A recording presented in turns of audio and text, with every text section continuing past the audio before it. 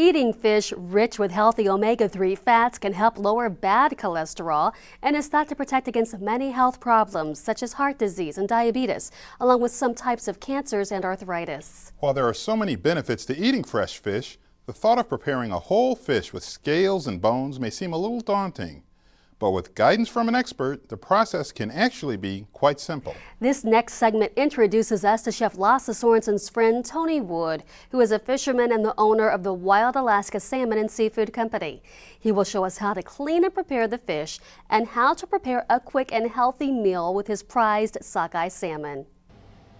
Hi, I'm Lasse Sorensen from Tom's Place Restaurant, and we're here today, and I have invited my friend Tony Woods from King Salmon, Alaska.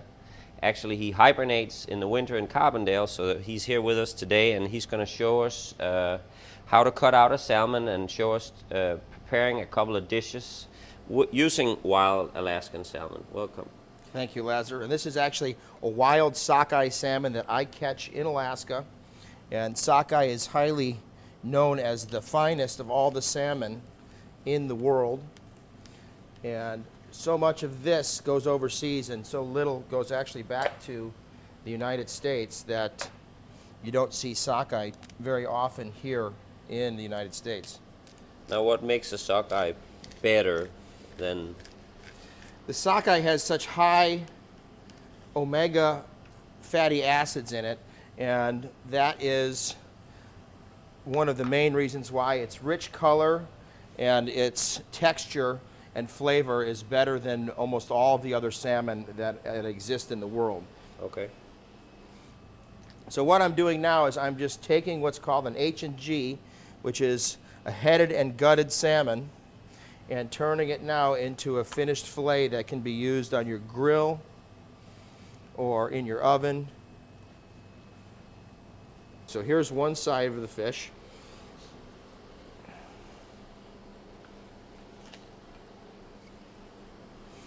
And now this is just de-ribbing the fish. And this fish is still a little frozen, so it's not cutting as easy as it normally would, but it's actually a good time to cut the fish when it's a little cold like this.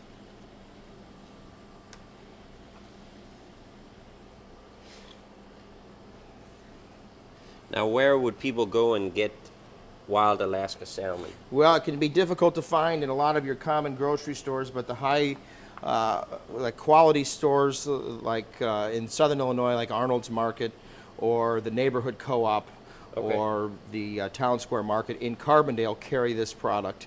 But it is hard to find in most of your common grocery stores. And I've seen you at the farmer's market too a couple of times, so is that, It are is, we going to see you down there on a regular basis? you will during the fall and winter months, and Okay. but during the summer I'm catching these fish. Okay.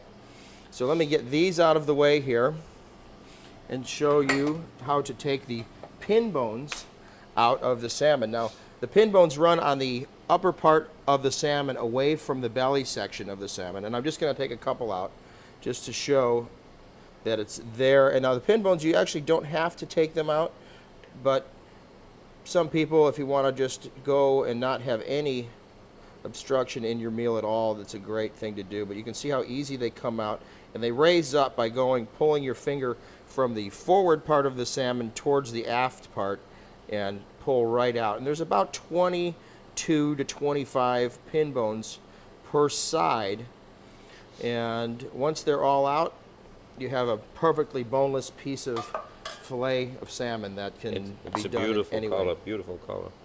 Now what I'm going to do is I'm going to show you how to skin the fish. Now, a lot of people, you cook this fish with the skin on it, which I typically do if I'm doing it on a grill or even in the oven. I'll still cook with the skin. But for today's, one of the things we're going to do is do a blackening. Okay. And so I'm going to take the skin off so we can season both sides and sear it in a hot skillet. Okay. So I start at the tail, and you leave a little bit of meat so you can grab the skin like that.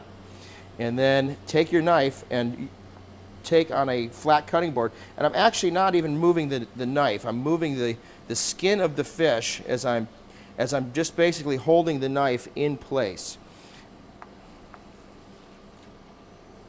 And here you have a skinless piece of salmon, and that would be great for your pet if you have one. Okay. And now we're ready to season. Now what I'll do here is I'll actually take this piece here and season this piece, and we'll go ahead and go right into the skillet if you want to do that. Yep. I have this one ready Here it to is. go here. So here's a piece that has some more of a Cajun seasoning that's on it. And now what we're going to do is we get a skillet very hot, which we have one here that's ready to go. And just a little bit of oil in there.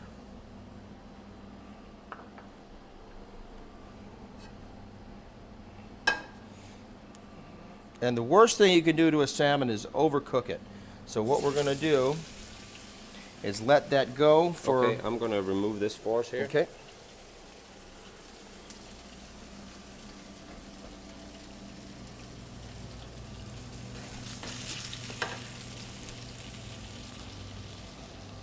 And the hotter the better. You don't want to get your oil burning, but this is an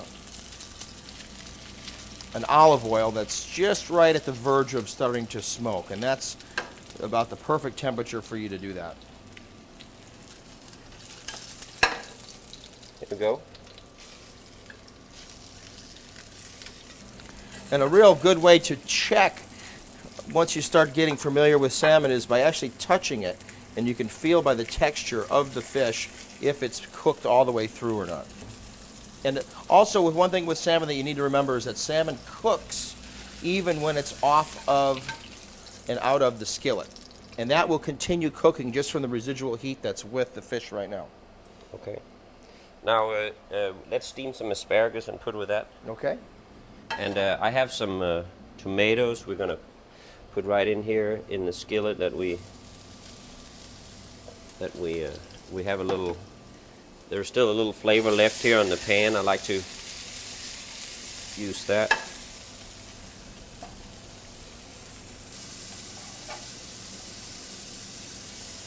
Boy, in Alaska, we'll trade salmon for tomatoes. Yeah.